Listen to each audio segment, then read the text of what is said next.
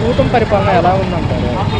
బాగాలేదండి, దరిద్రంగా ఉంది. కరెంటు బిల్లు పెంచనున్నారు, పూర్తిగా రుణమాఫీ చేస్తారన్నారు. ఒక బిల్లుకి 400 రూపాయలకి 250 రూపాయలు ఎక్స్ట్రా. ఇంకెక్కడండి ఆయన మాట మీద నిలబెడతాడా? నిలబెట్టడం అంటే దానికి ఒక ఇది ఉంటుంది, చెప్పడం వేరు చేయడం వేరు.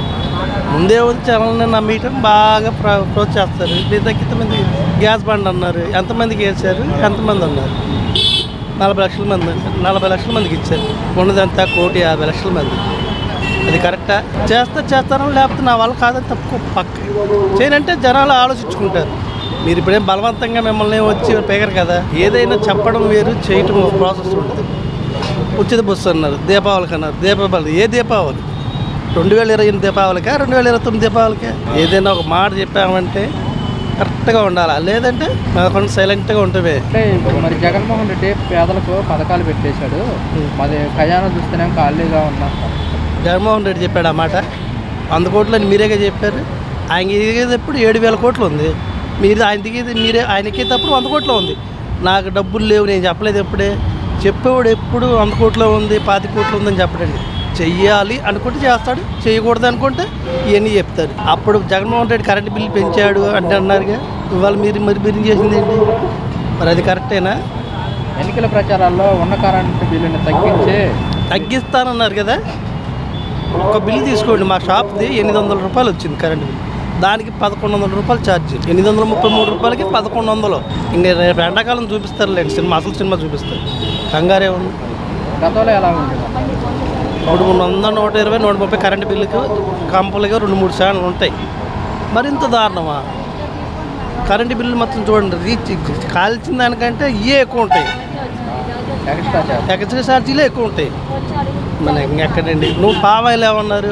జగన్మోహన్ రెడ్డి పెంచేశాడు అన్నారు, 102, 103 అన్నారు. వాళ్ళ పామాయిల్ 150 రూపాయలు ఉంది. అది ఎవరిది? దానికి రాజకీయాలకు సంబంధం ఉండదు. పెరిగేటప్పుడు పెరుగుద్ది, తగ్గేటప్పుడు తరుగుద్ది. దానికి దీనికి సంబంధం ఏమైనా ఉందా? గ్యాస్ బండి జగన్ సంబంధం ఏమైనా ఉందా? ఆ రోజు లేదు కదా. ఆయన అన్నారు కదా. మరి మీరు వచ్చి చేసింది ఏంటి? మీరు వచ్చి ఏమైనా తగ్గించారా? తగ్గలేదుగా. పెట్రోలు, గ్యాసు, కూరగాయలు, నిత్యావసర సరుకులు కొన్ని ఉంటాయి, తగ్గుతాయి, పెరుగుతాయి. దాన్ని ఇంకొక సీఎంనే టార్గెట్ చేయకూడదు కదా. అది ముందు ఒకటి తెలుసుకుంటే, వాస్తవాలుగా తెలుసుకుంటే మంచిది. కూటమి ప్రభుత్వం ఎన్నికల ప్రచారాల్లో ప్రభుత్వ అధికారంలోకి వస్తే నిత్యావసర ధరలు మొత్తం తగ్గిస్తామని చెప్పారు. అదే తగ్గించారు కదండి, 140 నుంచి 150 తగ్గినవే కదా. ఇప్పుడు కరెంటు బిల్లు ఏమన్నారు? పెంచను, అందుకే పెంచలేదు, చూపించాడుగా. ఏ మాట అయినా అంతేనండి. ఆయన చెప్పాడంటే రివర్స్లో ఉంటుందని అర్థం చేసుకోవాలి. అదేనా 1 సంవత్సరం చేసినా, 14 సంవత్సరాలు 10 సంవత్సరాలు చేశాడు. ఆయన మాట ఎలా నమ్ముతారు? నమ్మారంటే ఇంకా అది అంతే. ఇప్పుడు చిన్న ఏదైనా ఫోటో వాట్సాప్లు పెట్టారనుకోండి, ఆయన తీసుకెళ్ళి లోపల దిగుతుంది. అవసరమా? ఆడేమనుకోండి పోతే పోనీలే. ఇప్పుడు కుర్రే కషాయుడిని నమ్మినట్టు నమ్ముతాం కదా. ఏముంది? ఆడినే నమ్ముద్ది, అది కోసేవాడిని నమ్ముద్ది, కానీ మంచివాడిని నమ్ముద్ది ఎప్పుడైనా. జనాలు కూడా అంతే. లోకేష్ గారు వాలంటీర్ వ్యవస్థ ఏమన్నారు? ఉగాది రోజు 5,000 కాదు 10,000 చేస్తాం, మీ బాధలు నాకు తెలుసు అన్నారు కదా. నేను లోకేష్ గారు ఏమన్నారు? జీవోలో ఉన్నారు. మరి 10,000 ఎవరికి ఇస్తానన్నారు? జీవోలు లేదన్నారు, బాగానే ఉంది. 10,000 ఎవరికి ఇస్తాను పెంచారు? వాలంటీర్లేనా? ఆయన కొన్ని పిల్లలు చూడండి, స్కూల్ చూడండి, ఒక్కసారి చూడండి. ఇంత బాగా చేసేవాళ్ళు అయితే స్కూల్లో పిల్లలు పాపం వేరే చోట కిందికి వెళ్తున్నారు. మొన్నటిదాకా ఎలా ఉంది, ఇప్పుడు ఎలా ఉంది? పోనీ జగన్మోహన్ రెడ్డి ఏమి చేయలేదు.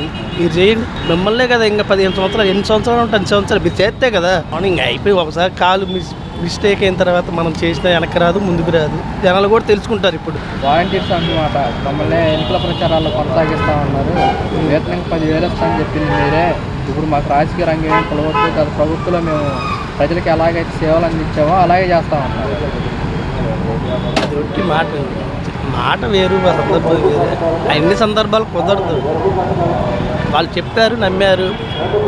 అదొకటి అది కరెక్ట్గా ఎందుకు జరిగిందో లేదో కూడా తెలియదు. టీవీలో చూస్తూనే ఉన్నాం. ఇప్పుడైనా కదా వేరే రాష్ట్రాల్లో కూడా అదే కదా గోల. ఈఎంఎల్ దెబ్బ, ఈఎంఎల్ తేడా ఉంటాయి. దానికి వేసారా, జనాలు వేసారా లేదా, ఈఎంఎల్ ఎఫెక్ట్ అనేది కరెక్ట్గా తెలియదు. అది మరి ఇప్పుడు జగన్మోహన్ రెడ్డి సంక్రాంతి నుంచి ప్రజల్లోకి రాబోతున్నారు. మరి ఇప్పుడు దీనివల్ల మరి వైఎస్ఆర్ కాంగ్రెస్ పార్టీ గురించి ఆయన వచ్చిన ఉపయోగం లేదండి. రేపు ఈఎంలు చేయరని ఏముంది? రేపు నుంచి బీజేపీతో కలిసి ఉంటే అప్పుడైనా చేయరని గ్యారంటీ ఏమైనా ఉందా? లేదు కదా. అప్పుడైనా తిరగటానికి తిరుగుతాడు ఉంది, రేపైనా చేయరని గ్యారంటీ ఏముంది? ఈఎంలు ఎవరికి అవకాశం ఉంటే ఇప్పుడు వాళ్ళు ముగ్గురు కలిసి ఉన్నారు అనుకోండి, రేపైనా గ్యారంటీ ఏముంది? లేదు కదా. ఏదైనా సింగిల్గా ఉన్నోడు మగోడేనండి. ఏదైనా సింగిల్గా పోరాడాలా, లేదా తప్పుకో తప్పుకో. ఇప్పుడు ముగ్గురు వచ్చారు, ఆయన పర్సంటేజ్ ఏంటి, వీళ్ళ పర్సంటేజ్ ఏంటి? అదే కదా కరెక్ట్.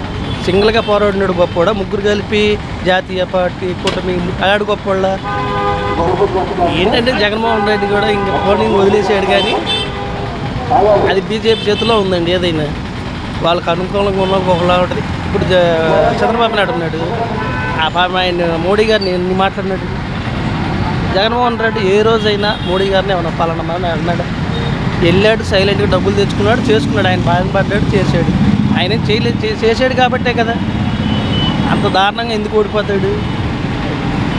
అది దానికి లేవు ఉండదండి లాజిక్. అది సెంట్రల్ దయ. మనం మాట్లాడడానికి కూడా బాగోదు అసలు. మోడీ గారి కూడా ఆలోచించుకుంటే మంచిది. ఎందుకంటే ఎవడు మంచి ఎవడు చెడు.